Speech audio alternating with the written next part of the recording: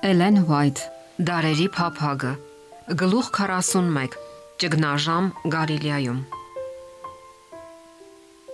Երբ Քրիստոսն արգել էր ժողովրդին թագավոր հռչակել իրեն, նա գիտեր, որ իր կյանքի շրջադարձային պահը մոտեցել է։ Այն բազմությունը, որն այսօր տենչում էր գահ բարձրացնել նրան, վաղը երես էր դարձնելու նրանից։ Հիասթափված իրենց եսասիրական ծրագրերի ձախողումից, նրանց սերն ատելության էր փոխվելու, իսկ փառաբանությունը նզովքի։ Սակայն նա, այս ամենն իմանալով հանդերձ, միջոցներ չձեռնարկեց ճգնաժամը կասեցնելու համար։ Նա երբեք իր հետևորդներին աշխարհիկ բարիքներ չի խոստացել։ Իր աշակերտը դառնալու ցանկությամբ իր մոտ եկած մեկին նա ասել էր. «Աղվեսները որջեր ունեն եւ երկնքի թռչունները բներ, բայց մարդի որդին տեղ չունի, որ իր գլուխը դնի»։ Եթե մարդիկ կարողանային աշխարհն ունենալ Քրիստոսի հետ միասին, շատ բազմություններ իրենց հավատարմությունը կառաջարկեին նրան, բայց այդպիսի ծառայությունը անընդունելի է նրա համար։ Շատերը հիմա միացել էին նրան հենց աշխարհիկ թագավորության հույսով։ Նրանց պետք էր դուրս բերել մոլորությունից։ Հացերի հրաշքի խոր հոգևոր դասը չէր ընկալվել։ Սա նույնպես պետք է պարզաբանել, եւ այս նոր հայտնությունը իր հետ ավելի լուրջ փորձություն էր բերելու։ Լուրերը հացերի հրաշքի մասին տարածվեցին մոտակա եւ հեռավոր վայրերում, եւ հաջորդ օրը վաղ առավոտյան ժողովուրդը խմբերով ուղղվեց դեպի Բեթսայիդա, Հիսուսին տեսնելու։ Մարդիկ հեղեղի պես այստեղ էին հոսում, թե ցամաքով եւ թե ծովով։ Ովքեր հեռացել էին նրանից նախորդ գիշերը, վերադարձան, հույս ունենալով նրան դեռևս այնտեղ գտնել, որովհետեւ այնտեղ ոչ մի նավ չկար, որով նա կարողանար անցնել մյուս կողմը։ Բայց նրանց որոնումները ապարդյուն անցան, եւ շատերն ուղևորվեցին դեպի Կափառնայում, շարունակելով փնտրել նրան։ Այդ ընթացքում ընդամենը մեկօրյա բացակայությունից հետո նա ժամանել էր Գենեսարեթ։ Հենց որ մարդիկ իմացան, որ նա ափ է իջել, գավառի կողմերը վազելով սկսեցին հիվանդներին մահիճներով բերել, որտեղ որ լսում էին, թե այնտեղ է։ Որոշ ժամանակ անց նա գնաց ժողովարան, եւ Բեթսայիդայից եկածները նրան այնտեղ գտան։ Նրանք իմացան աշակերտներից, թե ինչպես էր նա անցել ծովը։ Մոլեգին փոթորիկը, ժամեր շարունակ անբարենպաստ քամու դեմ անօգուտ թիավարումը, ջրերի վրայով քայլող Քրիստոսի հայտնվելը եւ աշակերտներին համակած սարսափը, նրա հանդարտեցնող խոսքերը, Պետրոսի հետ կապված դեպքը, փոթորկի հանկարծակի դադարեցումն ու նավի ցամաք հասնելը, այս ամենը ճշգրտորեն պատմվեց զարմացած ամբոխին։ Չբավարարվելով այսքանով, շատերը հավաքվեցին Հիսուսի շուրջը հարցնելով. «Վարդապետ, երբ եկար այստեղ»։ Նրանք հույս ունեին անձամբ նրանից լրացուցիչ տեղեկություններ ստանալ հրաշքի մասին։ Հիսուսը չբավարարեց նրանց հետաքրքրասիրությունը։ Նա տխուր ասաց. «Դուք ինձ որոնում եք ոչ թե նրա համար, որ նշաններ տեսաք, այլ որ հացից կերաք եւ կշտացաք։ Ազնիվ նպատակով չէ, որ նրանք փնտրում էին նրան, այլ հացերն ուտելով նրան միացան, հուսալով հետագայում էլ աշխարհիկ բարիքներ ստանալ նրանից։ Փրկիչը պատվիրեց նրանց. «Գործեցեք ոչ թե կորչելու կերակուրի համար, այլ այն կերակուրի, որ մնում է հավիտենական կյանքի մեջ։ Մի փնտրեք միայն նյութական բարիքներ։ Ձեր բոլոր ուժերը մի վատնեք ժամանակավոր կարիքների բավարարման համար, այլ որոնեք հոգևոր սնունդ, հենց այն իմաստությունը, որ կմնա հավիտենական կյանքի մեջ։ Դա միայն Աստծո որդին կարող է տալ, որովհետև Աստված Հայրը կնքեց նրան»։ Ունկնդիրների հետաքրքրությունը մի պահ շարժվեց, եւ նրանք գոչեցին. «Ինչ անենք, որ Աստծո գործերը գործենք»։ Նրանք կատարում էին շատ եւ խիստ ծանր գործեր, որpիսի կարողանան հաճո լինել Աստծուն, եւ պատրաստ էին ընդունելու ցանկացած ծիսակատարություն, որի շնորհիվ ավելի մեծ արժանինքներ կվերագրվեր իրենց։ Նրանց հարցի իմաստը այս էր. «Ինչ պետք է անենք, որpիսի արժանանանք երկնքին, ինչ գին է պահանջվում վճարելու գալիք կյանքը ձեռք բերելու համար»։ Հիսուսն էլ պատասխանեց նրանց եւ ասաց. «Սա է Աստծո գործը, որ հավատաք նրան, որին նա ուղարկեց»։ Երկնքի գինը Հիսուսն է։ Հավերժական կյանքը ձեռք է բերվում հավատով դեպի Աստծո գառը, որ վեր է առնում աշխարհի մեղքը։ Բայց ժողովուրդը չկամեցավ ընդունել աստվածային ճշմարտության այս դրույթը։ Հիսուսը կատարեց այն ամենը, ինչ Մեսիայի մասին կանխագուշակել էին մարգարեները։ Եվ նրանք այդպես էլ չտեսան իրենց փայփայած եսասիրական երազանքների իրականացումը։ Քրիստոսն իրականում ընդամենը մեկ անգամ բազմությանը կերակրեց գարու հացերով, բայց Մովսեսի ժամանակ Իսրայելը 40 տարի սնվել էր մանանայով, եւ Մեսիայից շատ ավելի մեծ օրհնություններ էին սպասվում։ Խիստ դժգոհ նրանք հարց էին տալիս. Եթե Հիսուսը կարողանում է այնպիսի հրաշքներ գործել, որոնց իրենք ականատես են եղել, միթե չի կարող առողջություն, ուժ եւ հարստություն տալ իր ժողովրդին եւ ազատելով կեղեքիչներից փառքով եւ իշխանությամբ պսակել նրան։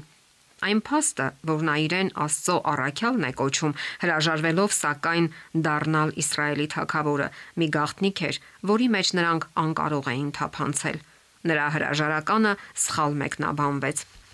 Շատերն այն եզրակացության եկան, որ նա չի համարձակվում պաշտպանել իր իրավունքները, որովհետև ինքն էլ է կասկածում իր առաքելության աստվածային էությանը։ Այդպես նրանք տեղ տվեցին անհավատությանը եւ սատանայի ցանած սերմը պտուղ բերեց իր տեսակի պես, այն է թյուրիմացություն եւ ուրացություն։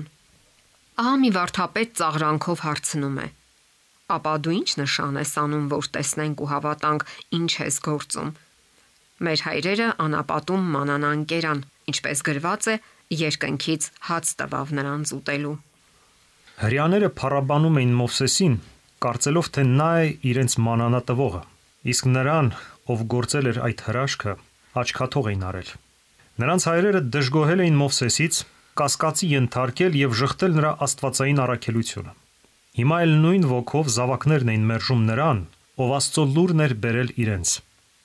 Հիսուսն էլ նրանց ասաց. ճշմարիտ, ճշմարիտ ասում եմ ձեզ, Մովսեսը չէր, որ տվեց ձեզ այն հացը երկնքից։ Մանանա տվողը կանգնած էր նրանց մեջ։ Հենց ինքը Քրիստոսն էր առաջնորդել հրեաներին անապատում եւ ամեն օր կերակրել նրանց երկնային հացով։ Այդ կերակուրն իսկական երկնային հացի խորհրդանիշն էր։ Իսկական մանանան այն կենսատու հոգին էր, որ բխում էր Աստծո անսահման լիությունից։ Հիսուսն ասաց. Աստծո հացը նա է, որ երկնքից է իջնում եւ որ աշխարհին կյանք է տալիս։ Դեռևս կարծելով, թե սովորական հացն է ակնարկում Հիսուսը, նրա ունկնդիրներից ոմանք գոչեցին. Տեր, ամեն ժամանակ տուր մեզ այդ հացը։ Այն ժամանակ Հիսուսը պարզ ասաց. Ես եմ կյանքի հացը։ Քրիստոսի օգտագործած պատկերավոր արտահայտությունը ծանոթ էր հրեաներին։ Մովսեսը Սուրբ Հոգուց ներշնչված ասել է. ոչ միայն հացով կապրի մարդ, այլ ամեն խոսքով, որ դուրս է գալիս Աստծո բերանից։ Իսկ Երեմիա մարգարեն գրել է. քո խոսքերը գտնվեցին եւ ես կերա դրանք, եւ քո խոսքը ինձ համար սրտից ցնծություն եւ ուրախություն եղավ։ Վարդապետները իրենք էլ գտնում էին, որ հաց ուտելու հոգևոր նշանակությունը օրենքի ուսումնասիրությունն է եւ բարի գործեր կատարելը, եւ հաճախ ասում էին, թե Մեսիայի գալստյան ժամանակ ողջ Իսրայելը կկերակրվի։ Մարգարեների ուսմունքը բացահայտեց հացերի հրաշքի հոգևոր խորը նշանակությունը։ Այս դասի իմաստն էր Քրիստոսը ձգտում բացատրել իր ունկնդիրներին ժողովարանում։ Եթե նրանք հասկացած լինեին գրքերը, կհասկանային նաև նրա խոսքերը, երբ նա ասաց. Ես եմ կյանքի հացը։ Ընդամենը մեկ օր առաջ էր ուժասպառ եւ հոգնած հսկայական բազմությունը կշտացել նրա տված հացով։ Ինչպես նրանք այդ հացից էին ֆիզիկական ուժ եւ թարմություն ստացել, այնպես էլ Քրիստոսից կարող էին հոգևոր ուժ ստանալ հավիտենական կյանքի համար։ Ինձ մոտ եկողը չի սովի, ասաց նա, եւ ինձ հավատացողը երբեք չի ծարավի, սակայն ավելացրեց. տեսակել ինձ եւ չեք հավատում։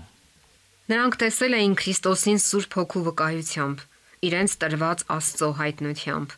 Նրանք ամեն օր տեսել էին նրա զորության կենթանի ապացույցները, բայց ելի նշան էին պահանջում։ Եվ եթե այդ նշանն էլ տրվեր նրանց, միևնույնն է, նրանք առաջվա պես անհավատ կմնային։ Եթե նրանք չէին համոզվում այն ամենով, ինչ տեսել էին եւ լսել, ապա իմաստ չուներ այլևս ավելի մեծ հրաշքներ ցույց տալ նրանց։ Անհավատությունը միշտ էլ արդարացում կգտնի կասկածանքի համար եւ կհերքի նույնիսկ ամենածանրակշիռ ապացույցները։ Քրիստոսը կրկին դիմեց այդ քար սրտերին, Ինձ մոտ եկողին ես դուրս չեմ հանի։ Բոլոր նրանք, ովքեր հավատով կընդունեն նրան, ինչպես ասաց նա, հավիտենական կյանք կունենան։ Ոչ մեկը չի կորչի։ Փարիսեցիներն ու սադուկեցիները կարիք չունեն իրար հետ վիճելու գալիք կյանքի վերաբերյալ։ Մարդիկ այլևս չպետք է անհույս ողբան իրենց մահացածների համար։ Սա է ինձ ուղարկող հոր կամքը, որ ով որ տեսնի որդուն եւ հավատա նրան, հավիտենական կյանք ունենա, եւ ես վերջին օրը հարություն կտամ նրան։ Բայց ժողովրդի առաջնորդները վիրավորվեցին եւ ասում էին. Չէ՞ որ սա Հիսուսն է, Հովսեփի որդին,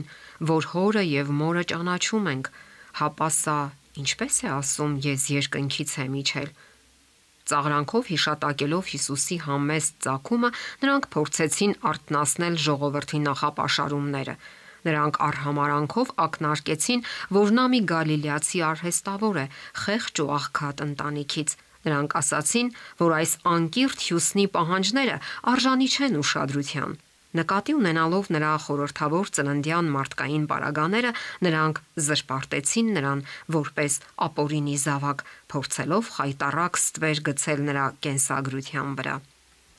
Հիսուսը չփորձեց բացատրել իր ծննդյան գաղտնիքը։ Նա ոչ մի պատասխան չտվեց այն հարցերին, թե ինչպես է իջել երկնքից եւ ինչպես քայլել ծովի վրայով։ Նա ուշադրություն չհրավիրեց իր կյանքը նշանավորող հրաշքների վրա։ Հոժարակամ հրաժարվելով մեծարանքից, նա ծառայի կերպարանք էր ընդունել, բայց նրա խոսքերն ու գործերը վկայում էին իր աստվածային էության մասին։ Բոլոր նրանք, ում սրտերը բաց էին աստվածային լուսավորության համար, նրա մեջ կճանաչեին հորից եղած միածնին, շնորհքով եւ ճշմարտությունով լիքը։ Փարիսեցիների նախապաշարումները շատ ավելի խորն էին, քան կարելի էր դատել նրանց հարցերից։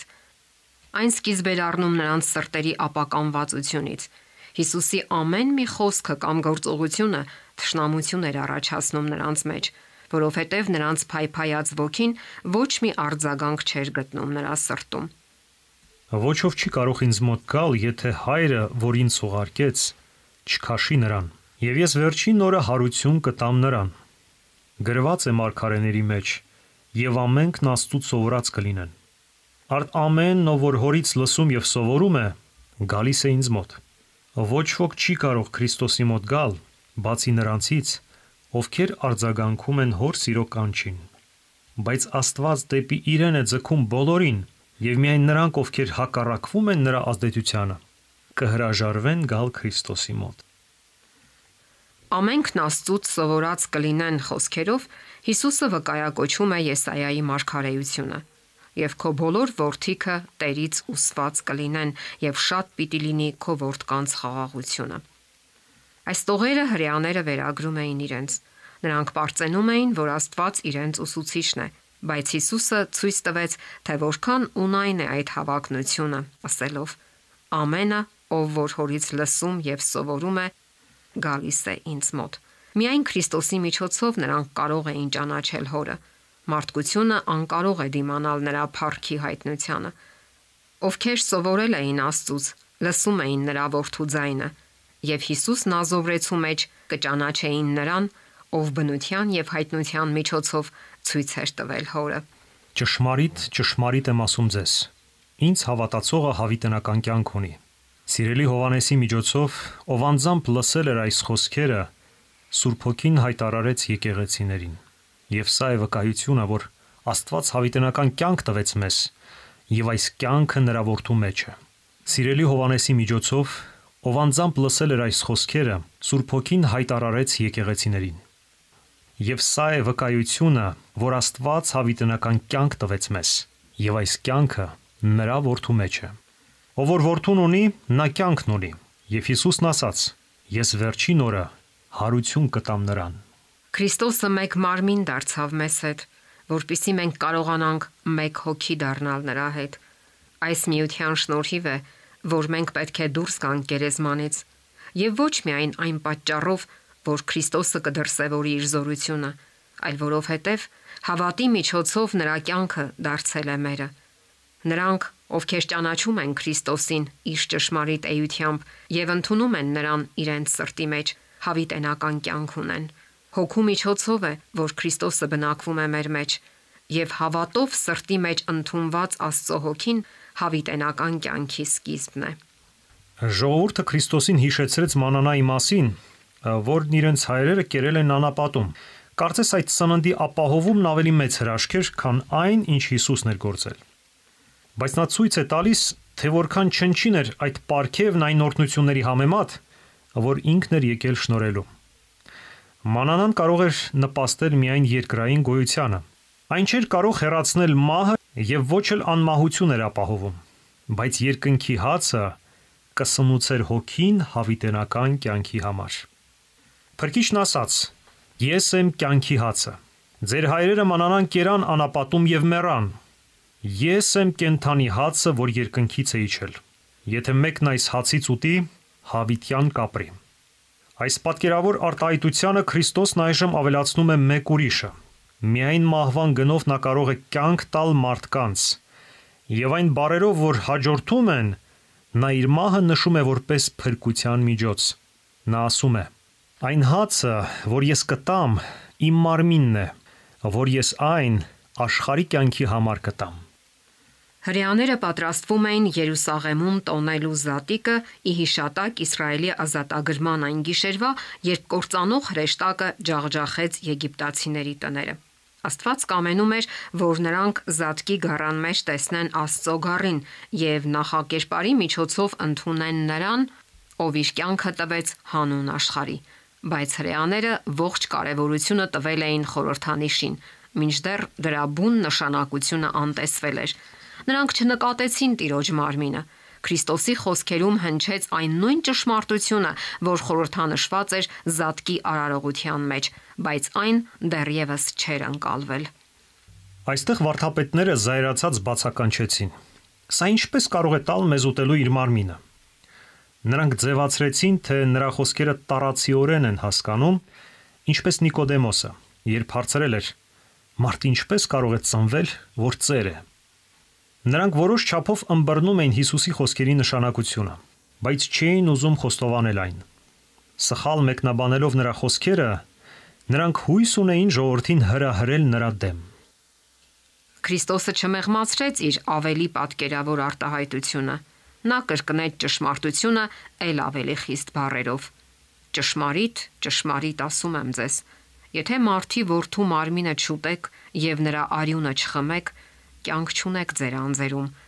Իմ մարմինն ուտողը եւ իմ արյունը խմողը հավիտենական կյանք ունի, եւ ես վերջին օրը հարություն կտամ նրան, որովհետեւ իմ մարմինը ճշմարիտ կերակուր է եւ իմ արյունը ճշմարիտ խմելիք է։ Իմ մարմինն ուտողը եւ իմ արյունը խմողը մնում է ինձանում եւ ես նրանում։ Ուտել Քրիստոսի մարմինը եւ խմել նրա արյունը նշանակում է ընդունել նրան որպես անձնական փրկիչ, հավատալով, որ նա ներում է մեր մեղքերը եւ որ մենք կատարյալ ենք նրանում։ Նրա սերը տեսնելով, այդ սիրուն ապավինելով եւ այն խմելով է, որ մենք կարող ենք հաղորդակից լինել նրա բնությանը։ Ինչ որ կերակուրն է մարմնի համար, նույնն էլ Քրիստոսը պետք է լինի հոգու համար։ Կերակուրը մեզ հոգու չի տա, մինչև չուտենք այն, մինչև այն չդառնա մեր էության մասնիկը։ Այդպես էլ Քրիստոսը ոչ մի արժեք չի ունենա մեզ համար, եթե չընդունենք նրան որպես անձնական փրկիչ։ Տեսական գիտելիքները մեզ օգուտ չեն տա։ Մենք պետք է սնվենք նրանով։ Պետք է սրտի մեջ ընդունենք նրան այնպես, որ նրա կյանքը դառնա մերը։ Մենք պետք է յուրացնենք նրա սերը, նրա շնորհը։ Բայց նույնիսկ այս խորհրդապատկերները չեն կարող լիարժեք պատկերացում ստեղծել Քրիստոսի հետ հաղորդակցվելու հավատացյալների առավելության մասին։ Հիսուսն ասաց. Ինչպես ինձ ուղարկեց կենթանի հայրը, եւ ես կենթանի եմ հոր համար, այնպես էլ նա, որ ինձ ուտում է, կենթանի կլինի ինձ համար։ Ինչպես Աստծո որդին էր հոր հավատով ապրում, այնպես էլ մենք պետք է ապրենք Քրիստոսի հավատով։ Այնքան լիակատար էր Քրիստոսի հնազանդությունը Աստծո կամքին, որ միայն հայրն էր արտացոլվում նրա կյանքում։ Ու թեև նա ամեն ինչում փորձվեց մեզ նման, բայց անարատ պահեց իրեն աշխարհում տիրող համատարած ապականությունից, ինչպես Քրիստոսը հաղթեց, այնպես էլ մենք պետք է հաղթենք։ Դուք Քրիստոսի հետևորդն եք։ Այդ դեպքում այն ամենը, ինչ գրված է հոգևոր կյանքի մասին, գրված է ձեզ համար։ Եվ միանալով Հիսուսին, դուք կարող եք յուրացնել դրանք։ Ձեր եռանդը նվազել է, ձեր առաջին սերը սառել է, նորից ընդունեք Քրիստոսի կողմից առաջարկվող սերը։ Կերեք նրա մարմինը, խմեք նրա արյունը, եւ դուք մեկ կդառնաք հոր եւ որդու հետ։ Անհավատ հրեաները ցանկացան տառացիորեն հասկանալ Փրկչի խոսքերը եւ ոչ այլ կերպ։ Ծիսական օրենքը արգելում էր նրանց արյուն օգտագործել սննդի մեջ, ուստի նրանք սրբապղծություն համարեցին Քրիստոսի խոսքերը եւ սկսեցին իրար մեջ քննարկել դրանք։ Շատերը եւ նույնիսկ աշակերտներից ոմանք ասացին. «Խիստ է այդ բանը, ով կարող է լսել դա»։ Փրկիչը պատասխանեց նրանց. «Դա գայթակղեցնում է ձեզ, ապա ինչ եք մտածելու, եթե մարդի որդուն տեսնեք վեր գնալիս, ուր որ առաջ էր։ Հոգին է կենթանացնողը, մարմինը ոչ մի օգուտ չի տալիս։ Այն բանը, որ ես ձեզ հետ խոսեցի, հոգի է եւ կյանք»։ Քրիստոսի կյանքը, որ կյանք է տալիս աշխարհին, նրա խոսքի մեջ է։ Իր խոսքով էր Հիսուսը բուժում հիվանդությունը եւ հանում դևերին։ Իր խոսքով նա հանդարտեցրեց ծովը եւ հարություն տվեց մեռածներին, եւ մարդիկ իրենք էլ վկայեցին, որ նրա խոսքը զորությամբ էր օժտված։ Նա Աստծո խոսքն էր ասում, ինչպես որ խոսել էր 5 կտակարանի բոլոր մարգարեների եւ ուսուցիչների միջոցով։ Ամբողջ Աստվածաշունչը Քրիստոսի հայտնությունն է, եւ Փրկիչն ուզում էր իր հետևորդների հավատն ուղղել խոսքի վրա։ Երբ նրանք զրկվեին նրա տեսանելի ներկայությունից,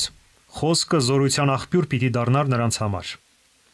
Իրենց Տիրոջ նման նրանք պիտի ապրեին ամեն խոսքով, որ դուրս է գալիս Աստծո բերանից։ Ինչպես ծնունդն է կյանք տալիս մեր մարմնին, այնպես էլ Աստծո խոսքն է կյանք տալիս մեր հոգուն, եւ յուրաքանչյուր հոգի պետք է անձամբ կյանք ստանա Աստծո խոսքից։ Ինչպես մենք ինքներս ենք ուտում, որպիսի սնունդ ստանանք, այնպես էլ պետք է խոսքը ինքներս ստանանք։ Մենք չպետք է ընդունենք այն մեկ ուրիշի մտքի միջնորդությամբ, այլ պետք է ինքներս ուշադիր ուսումնասիրենք Աստվածաշունչը, խնդրելով Աստծուց Սուրբ Հոգու օգնությունը, որ կարողանանք հասկանալ նրա խոսքը։ Մենք պետք է վերցնենք մի տեքստ եւ մեր ամբողջ միտքը կենտրոնացնենք դրա վրա, որպեսզի հասկանանք, թե դրանով ինչ է ուզում ասել Աստված։ Մենք պետք է այդ մասին խորհենք այնքան ժամանակ, մինչև որ այն դառնա մերը, եւ մենք իմանանք, թե ինչ է ասում Տերը։ Իր խոստումներում եւ զգուշացումներում Հիսուսը նկատի ունի նաեւ ինձ։ Աստված այնպես սիրեց աշխարհը, որ տվեց իր միածին որդուն, որպեսզի ես հավատալով նրան չկորչեմ, այլ հավիտենական կյանք ունենամ։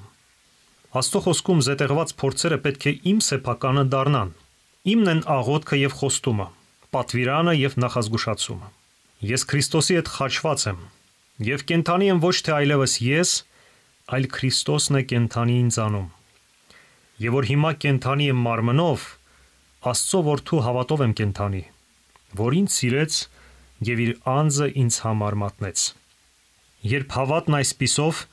ստանում եւ յուրացնում է ճշմարտության սկզբունքները, դրանք դառնում են գոյության անբաժանելի մասը եւ կյանքի շարժիչ ուժը։ Հոգու մեջ ընդունված Աստծո խոսքը սկսում է կարգավորել մտքերը եւ զարգացնել բնավորությունը։ Եթե հավատի աչքերով անդադար նայենք Հիսուսին, կզորանանք։ Աստված իր ամենաթանկ հայտնությունները կտա իր քաղցած ու ծարավ ժողովրդին։ Մարդիկ կտեսնեն, որ Քրիստոսը իրենց անձնական փրկիչն է։ Երբ նրանք սնվում են նրա խոսքով, հասկանում են, որ այն հոգի է եւ կյանք։ Խոսքը ոչնչացնում է բնական աշխարհիկ էությունը եւ նոր կյանք տալիս Հիսուս Քրիստոսով։ Սուրբ Հոգին, որպես մխիթարիչ, բնակվում է սրտի մեջ։ Նրա շնորհի վերափոխիչ զորությամբ հավատացյալի մեջ վերականգնվում է Աստծո պատկերը եւ նա դառնում է նոր արարած։ Սերը փոխարինում է ատելությանը եւ սիրտը աստվածային նմանություն է ձեռք բերում։ Ահա թե ինչ է նշանակում ապրել ամեն խոսքով, որ դուրս է գալիս Աստծո բերանից։ Հենց սա է նշանակում ուտել այն հացը, որ իջնում է երկնքից։ Քրիստոսը հայտնեց սրբազան եւ հավիտենական մի ճշմարտություն, թե ինչպիսին պետք է լինեն հարաբերությունները իր եւ իր հետևորդների միջև։ Նա գիտեր նրանց բնավորությունը, ովքեր իրենց իր աշակերտներն էին համարում, եւ նրա խոսքերը փորձում էին նրանց հավատը։ Նա հայտարարեց, որ նրանք պետք է հավատային եւ գործեին իր ուսմունքի համաձայն։ Բոլոր նրանք, ովքեր կընդունեին նրան, պետք է հաղորդակից լինեին նրա էությանը եւ ձեռք բերեին նրա բնավորությունը։ Դա նշանակում է, որ նրանք պետք է հրաժարվեին իրենց փառասիրական ձգտումներից եւ ամբողջությամբ անձնատուր լինեին Հիսուսին։ Նրանք կոչված էին դառնալու անձնազոհ, հես եւ սրտով խոնար։ Նրանք պիտի քայլեին այն նեղ արահետով, որով անցել էր Գողգոթայի հերոսը, եթե ուզում էին ժառանգել երկնային փառքը եւ ստանալ հավիտենական կյանքի պարգևը։ Փորձությունը չափազանց ծանր էր։ Նրանք, ովքեր կամենում էին բռնությամբ նրան թագավոր կարգել, կորցրեցին իրենց խանդավառությունը։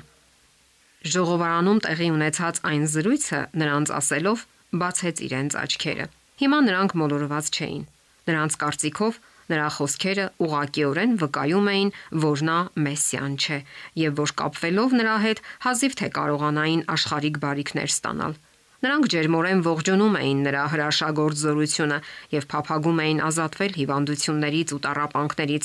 բայց նրանց դուր չէր գալիս նրա անձնազոհ կյանքը։ Նրանց չէր հետաքրքրում այն խորհրդավոր հոգեվոր թագավորությունը, որի մասին նա խոսում էր։ Կեղծ ու եսասեր մարդիկ, ովքեր միշտ ձգտել էին նրա հետ լինել, այլևս չէին ցանկանում ճանաչել նրան։ Եթե նա չէր բանեցնելու իր զորությունն ու ազդեցությունը հռոմեացիներից իրենց ազատագրելու համար, նա այլևս պետք չէր իրենց։ Հիսուսը նրանց պարզ ասաց. «Բայց ձեզանից կան ոմանք, որ չեն հավատում»։ Եվ ավելացրեց. «Դրա համար ասացի ձեզ, թե ոչ ոք չի կարող ինձ մոտ գալ, եթե իմ հորից տրված չլինի նրան»։ Հիսուսը նրանց պարզ ասաց. «Բայց ձեզանից կան ոմանք, որ չեն հավատում»։ Եվ ավելացրեց. «Դրա համար ասացի ձեզ, թե ոչ ոք չի կարող ինձ մոտ գալ, եթե իմ հորից տրված չլինի նրան»։ Նա ուզում էր հասկացնել նրանց, որ նրանք չեն կամենում ընդունել իրեն միայն այն պատճառով, որ նրանց սրտերը բաց չեն Սուրբ Հոգու համար։ Բայց շնչավոր մարդն Աստծո Հոգու բաները չի ընդունում,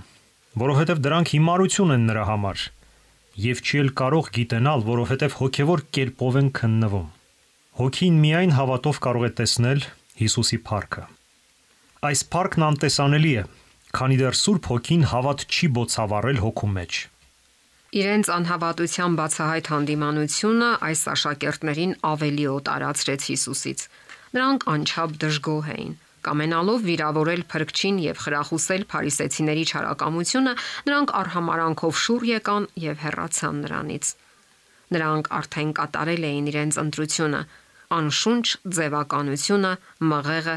գերադասել էին հատիկից։ Նրանց որոշումը այլևս երբեք չփոխվեց, որովհետև նրանք արդեն լքել էին Հիսուսին։ Որ հոսելին նրա ձեռքին է, եւ նա կսրբի իր կալը եւ իր ծորենը կհավաքի շտեմարանը։ Սա մաղելու ժամանակներից մեկն էր։ Ճշմարտության խոսքերը բաժանեցին ծորենը հարդից։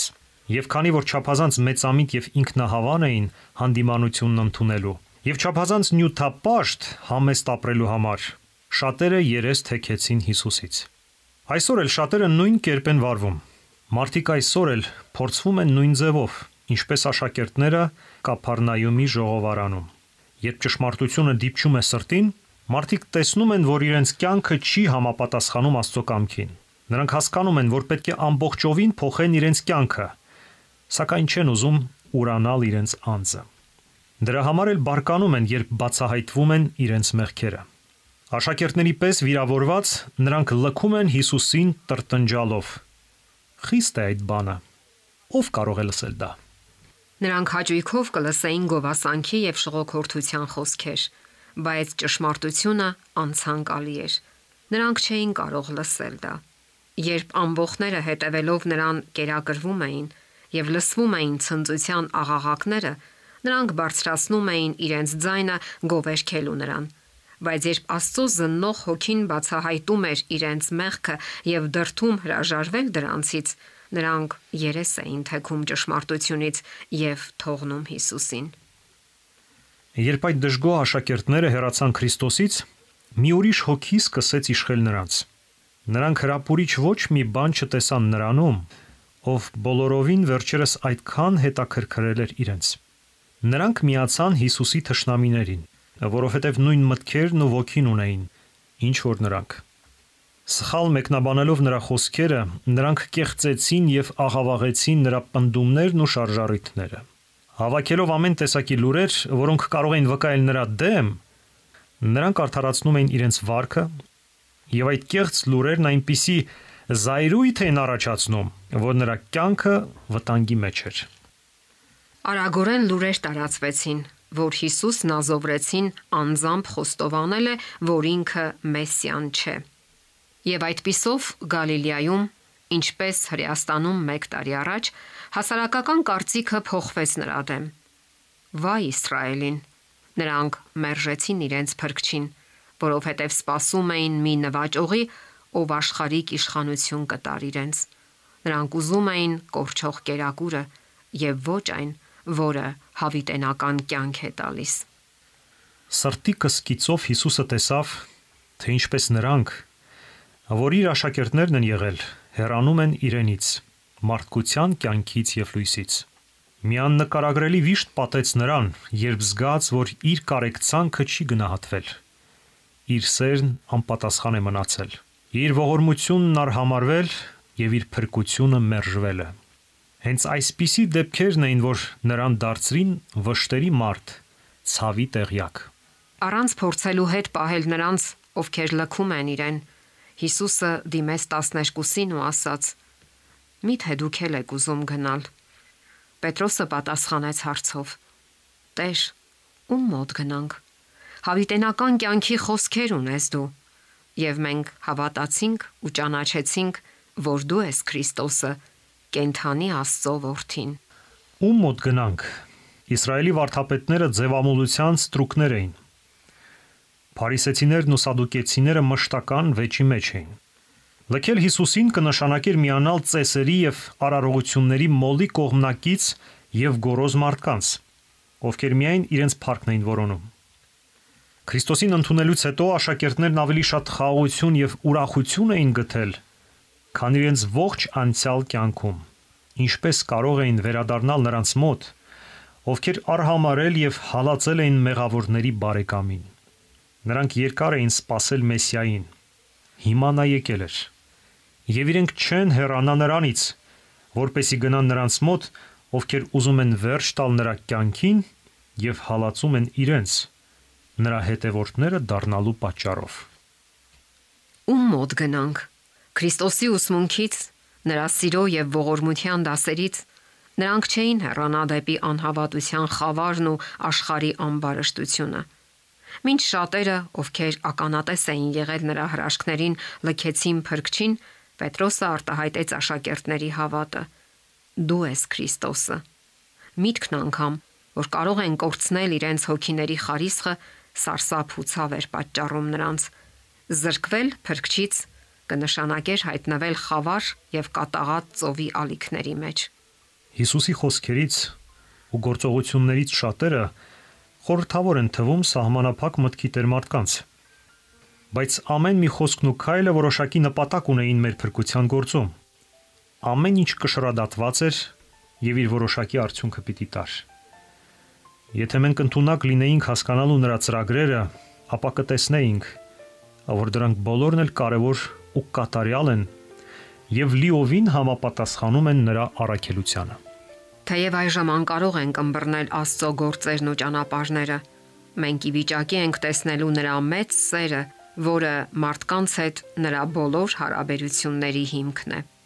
Նա, ով ապրում է Հիսուսի հետ, կսկսի հասկանալ աստվածապաշտության խորհուրդը։ Նա կճանաչի այն ողորմությունը, որ հանդիմանում է, փորձում է բնավորությունը եւ բացահայտում սրտի խորհուրդները։